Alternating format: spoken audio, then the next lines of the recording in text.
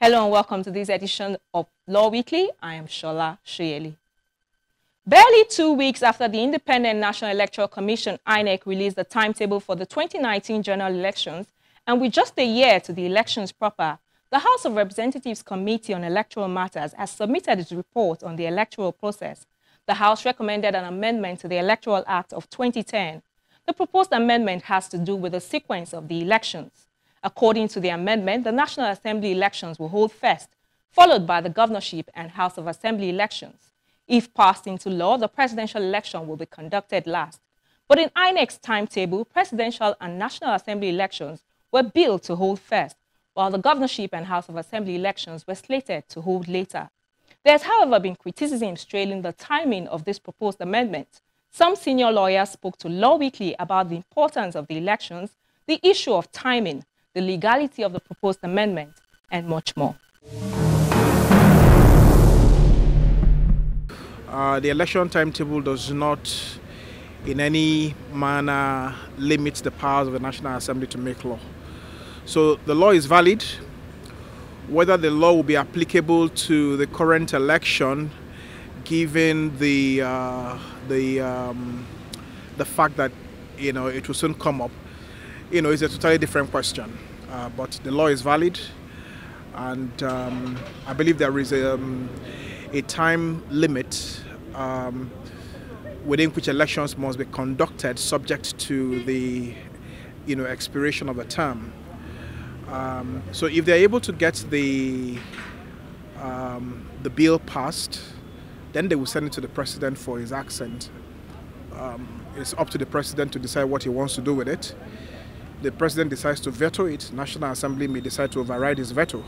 But all this take a particular period of time, and I don't know whether they will be able to finish all that and still be able to keep to the statutorily prescribed timetable. But in terms of whether such a law, if it were passed, is valid, it would be perfectly valid. If the National Assembly intends to amend, my opinion would be they should hold on. After the elections of 2019, they can now amend so that 2023 will now be governed by that amendment. But for now, it is too sudden. There is no doubt that the National Assembly has the right to amend any act which they made, because they made the Electoral Act, so they have the right to amend it as well. But the concern of most Nigerians, including myself, is the timing, because INEC has already fixed the time for presidential elections, and if they shift it now to be the last, as they're proposing, it may cause some ripples, because that may give room to rigging the other elections that may now be coming first before that one. For me, like I keep saying, the problem is not in the rules, the problem is not in the regulation. Our problem has always been attitude. Whether you amend to restructure the electoral timetable, those who would ensure that irregularities are inflicted on the electoral process will always do that. So it's not in terms of the electoral timetable, it's just the attitude that we have. Even though it is commendable, it is good that we have it this way. But question is, why are we having it this way? What is the motive behind this current arrangement? It's an attempt to address the problem that has been imposed on the system, or that we have afflicted the system with. That's the essence of this amendment. If that is the case, I mean, it is a welcome development. What I keep saying is not just the amendment, it's just the attitude. You can amend rules and regulation, but can you amend attitude?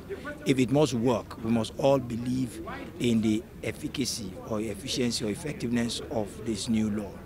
If the amendment of the electoral law is effected before the commencement of elections, INEC would be in a position to effect the amendment of the timetable, because before now the presidential election was usually held as the last. It is meant to keep the tempo and sustain the interest of the electorate in the electoral process. so that until the presidential, almost everybody is interested in presidential elections. So after the local government, the state houses of assembly, the National Assembly, the governorship election, everybody is looking up to the presidential election.